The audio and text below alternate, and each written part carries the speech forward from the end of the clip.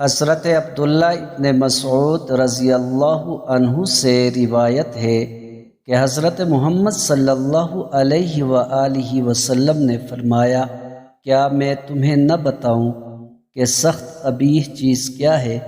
وہ چغلی ہے جو لوگوں کے درمیان نفرت اور دشمنی پھیلاتی ہے۔ اور حضرت محمد صلی اللہ علیہ وآلہ وسلم نے فرمایا، آدمی سچ کہتا رہتا ہے یہاں تک کہ وہ سچا لکھا جاتا ہے، اور وہ جھوٹ کہتا رہتا ہے یہاں تک کہ وہ جھوٹا لکھ دیا جاتا ہے۔ صحیح مسلم حدیث نمبر 6636۔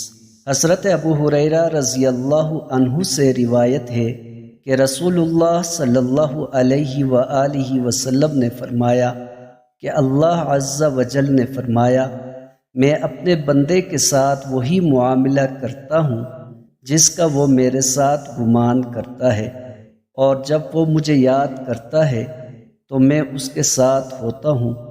اللہ کی قسم، اللہ اپنے بندے کی توبہ پر اس سے زیادہ خوش ہوتا ہے جتنا تم میں سے کوئی اپنی گمشدہ سواری کو جنگل میں پا لینے سے خوش ہوتا ہے۔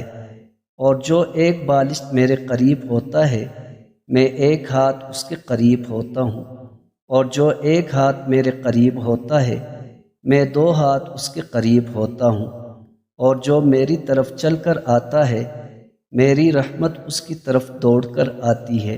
صحیح مسلم حدیث نمبر 6952۔